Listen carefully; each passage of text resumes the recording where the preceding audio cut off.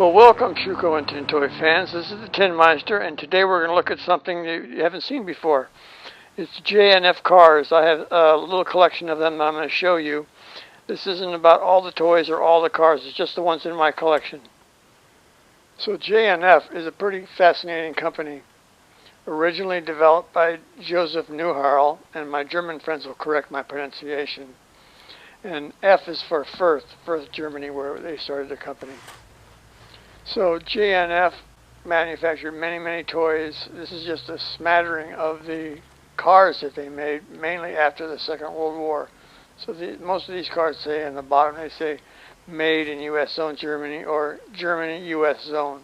We'll look at that in a moment. So these cars come from 1949 to 1963. So now I'll flip the cars over and you can see the bottom. The cars are in the same position they were when they were on the right side up, but you can kind of see what the bottoms look like and all the various names, and we'll get into some of those names later because I think some of them are very hilarious.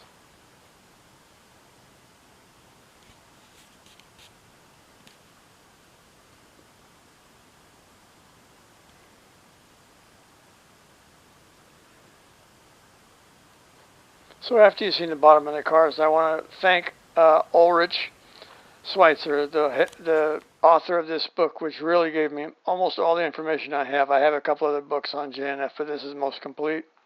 So I highly recommend you getting this book. He's got quite a series of books, including Schuko, Dissler, and others.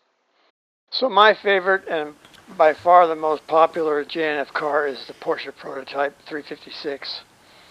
Here's an original example. This is the electric model.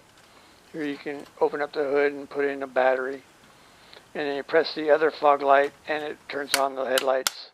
I'm not going to show you how all these cars work because we just don't have time today. But there's the real one. There's the JNF prototype Porsche, and that's the electric one. They came in 7 different models, including ones that operated on batteries to run them. This one's a wind-up, but it's called electric because it has electric lights.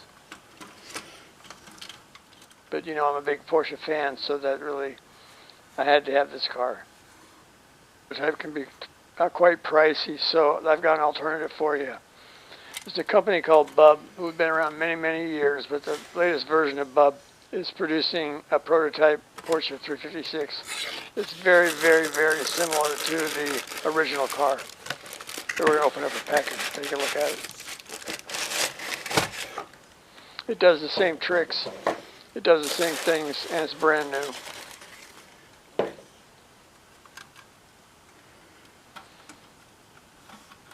So compare that with the original. Of course, the original is worth a lot more money, but if you really just want to have the car as an example, you can try it out. Now mine's an electric. The one on the right's an electric. This is the one on the left is a regular prototype Porsche. So along with the car, of course, you get a box. The box is a good reproduction of the original Porsche prototype JNF car. Tells you all the tricks it'll do. And you can control it by on the side of the car. There's a little key that protrudes from the door, and you switch that up and down to make the car go fast or slow.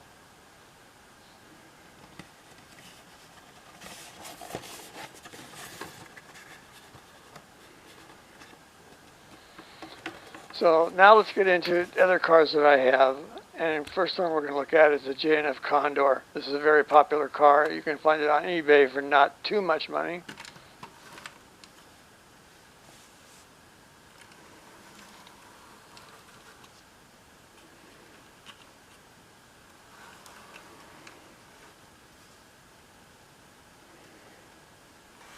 So similar to the Condor is the JNF M190 or the Mercedes 190 SL.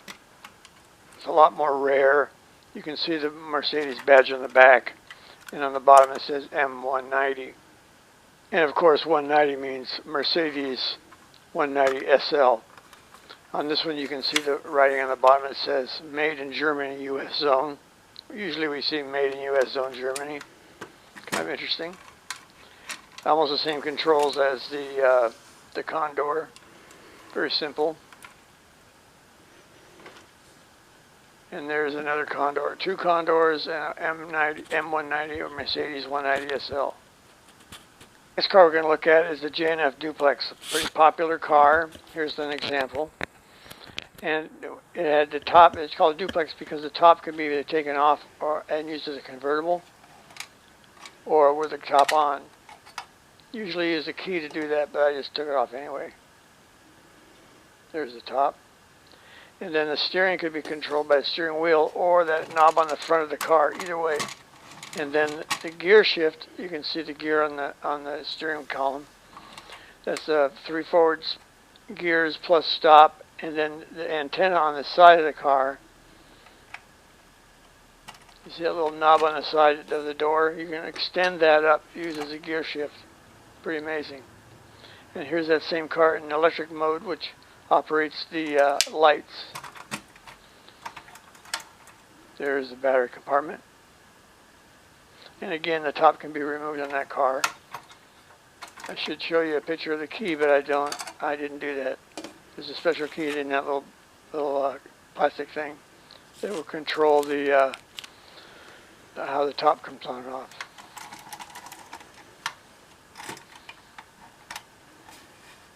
That little knob right there can be extended up and used as a gear shift.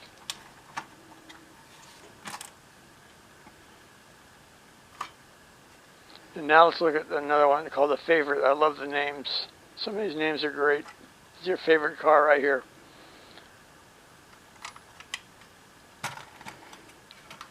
A lot of these cars, the windshield can be removed. If it gets broken, you just replace it. So you can find those windshields on various websites like eBay and others.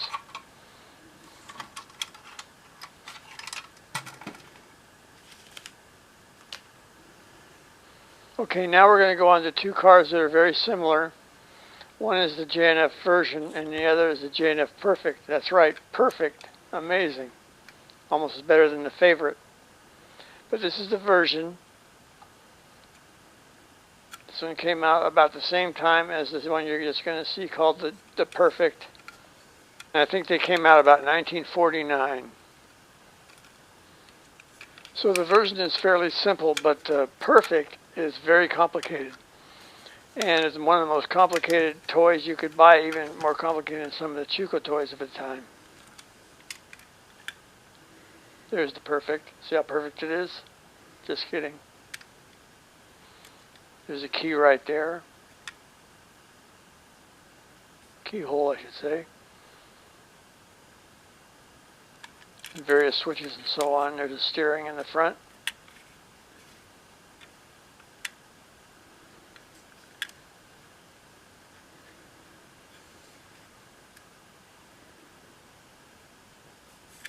Made in U.S. zone Germany, so they changed the writing a little bit.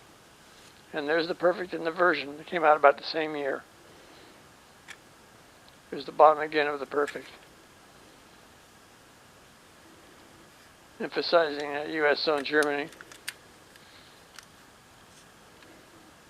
I don't know why I'm showing this twice, but there you go. So after the version and the Perfekt, JNF came out with a supercar. And that's what we're going to show next. Now my supercar is an electric version. It's wind up, but it's still got batteries for the lights. You can turn the lights on by the key. I think I have the key here to show you. It's the same key to take the roof off the other cars that I showed you before. So there's JNF Super Electric.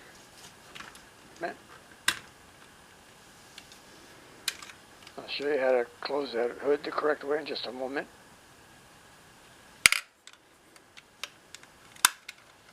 So to turn the lights on, you'd use this little key in the side door. And that would turn the lights on and off, and the other controls through the window for the motor and so on. This car is a little bit bigger than the previous cars. The version and the Perfekt is about 6 inches long.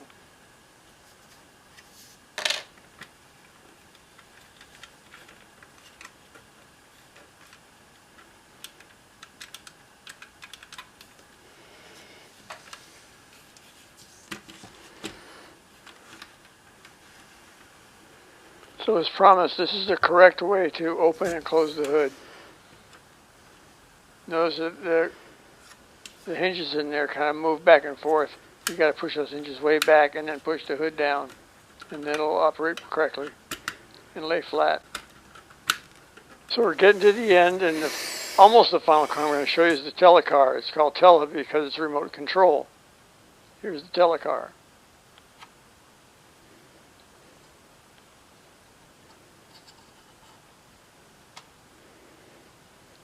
You'll see in a moment how I attach the remote control. The remote control can be removed on that car. You steer by the steering wheel or by the remote control, and you shift it there.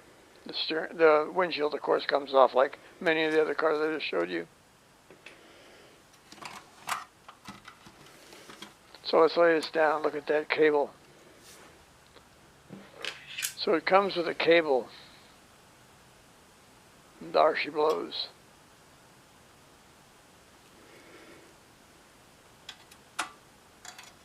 So you put that in there and attach it to the back.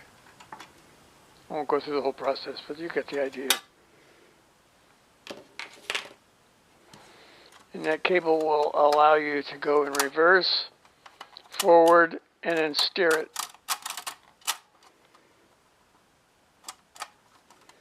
So you pull it back and then it'll steer it.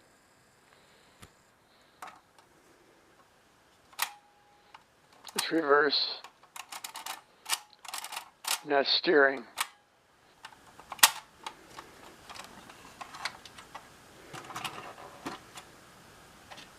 Let's move ahead with the JNF Gigante, or the Gigant. This model, which you're going to see in just a short while, is actually 12 inches long. It's a pretty big car. That's why they call it a Gigant, right? And some of the models came out with figures in the driver's seat and the passenger seat, a man and a woman. It's quite complicated. And I'll show you one that we're restoring in just a moment. That's where the batteries go.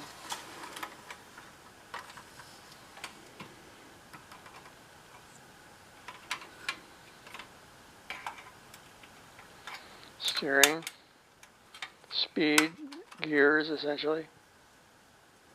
And again, the windshields come off if you want to replace them.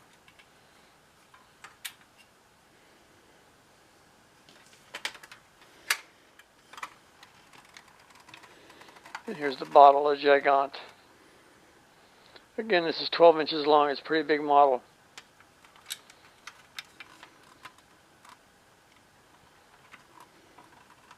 There's the cockpit. All the various controls. It's pretty cool.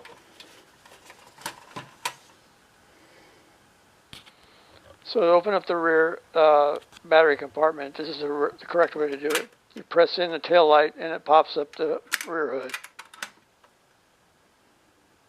There's the tail light. Either tail light works. So here's one under restoration, and this is really not for beginners. This is a very complicated toy. I'm not sure whether I'm actually going to restore it. I may just use it for parts.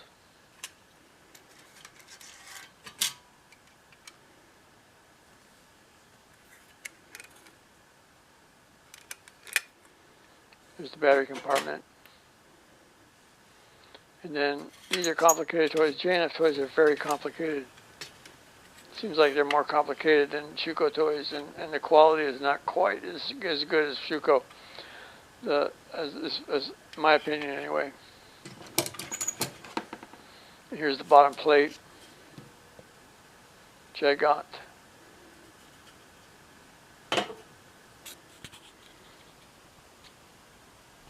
So anyway, that's a quick run through of JNF cars. Hope you enjoyed it, guys. If you got any questions, let me know. There they are, all the same cars you just saw, with the windshields put back on. So thanks for sticking with me to the end here, folks. I really appreciate it. This is the Tin Meister signing off for tonight. Have a great evening. Goodbye, Schuco and Tin Toy fans.